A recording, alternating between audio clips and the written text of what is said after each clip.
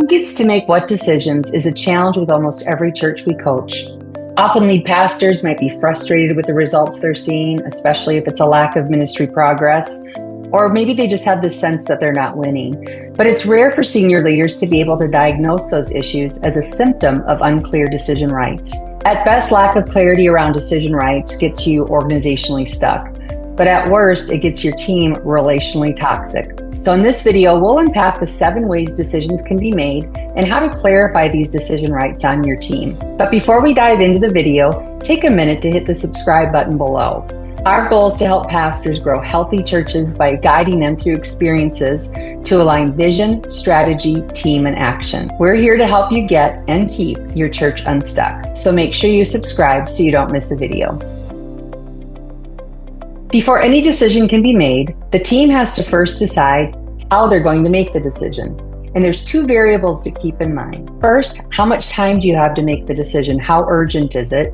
And the second is, what's the level of buy-in you hope to generate as you make this decision? So to use a common example, let's just say that your church has 2 weekend services on Sunday and you need to add a third. So the first question should be, how are we going to make that decision? The first decision right is leader decides. This is the quickest way to make a decision. No other inputs required. You simply appoint a leader to make that decision. And as noted, buy-in's often very low at this level. The second decision right is leader decides with input. So just like it sounds, you still appoint a leader to make that decision, but you also want them to go get input before they make their final decision. That increases the level of buy-in somewhat in that decision right. Number 3, subgroup decides. Here's where you task a small team, a subgroup, with making the decision. And number 4, subgroup decides with input. The subgroup makes the decision after getting input from other people. As we talk about these last 3 decision rights, it's really more of how a team makes a decision together. So the first one here is majority vote. And just like it sounds, once you discuss all the options for when you want to have that third service, you take a vote, and whichever option gets the most votes wins. Now, one quick disclaimer on this.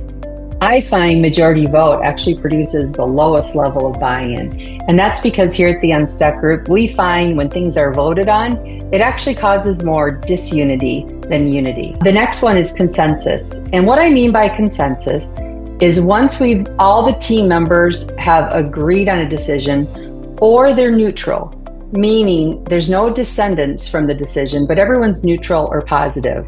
That's consensus, which is different from the 7th decision right, which is alignment. Alignment requires that all team members are in total agreement on the right decision. So I should note that if you assign a subgroup to make a decision, they too have to decide in advance if they'll be using majority vote, consensus, or alignment as their decision right. And here's the truth.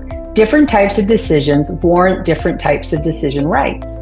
So thinking through what level of buy-in is needed and how much time you have to make a decision often points you to the right level of decision making. Now that we've explored the 7 different ways decisions can be made, it's time to do the important work of determining and establishing decision rights on your church team. Typically, the senior pastor and executive pastor need to be responsible for determining decision rights. And here's just a few key tips for implementing and establishing decision rights once they've been clearly defined. First, you can strive for consensus, but also have a backup plan. So again, for example, if you needed to make a decision on a third service option on Sunday morning, you can shoot for consensus where everyone's either neutral or favorable to the decision. But you probably have to make that decision by a certain deadline because you need time to prepare for that new service, the communication plans, build the volunteer teams.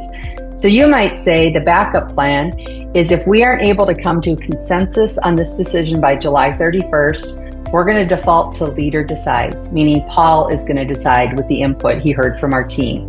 That helps decisions to get made instead of just letting time go by and go by and go by. The second thing is bringing clarity in advance to who is making the decision. It's freeing, meaning everybody knows their role. Either you have no role in it, so you don't have to expend any energy on it, or if you're giving input, you can speak honestly and openly, and then your job's done, right? And if you have a vote, well, that's clear as well. As organizations grow, who gets to make what decisions often becomes less clear.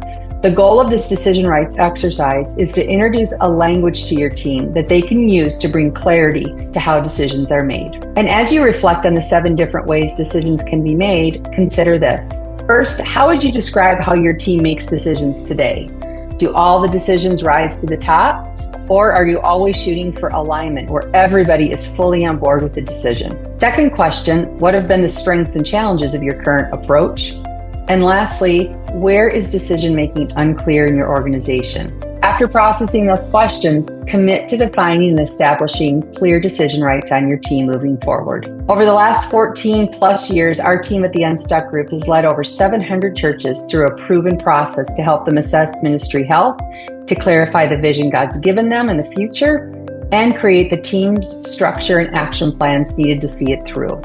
We'd love to partner with you and your church as well. Learn more about how to start a conversation today at theunstuckgroup.com.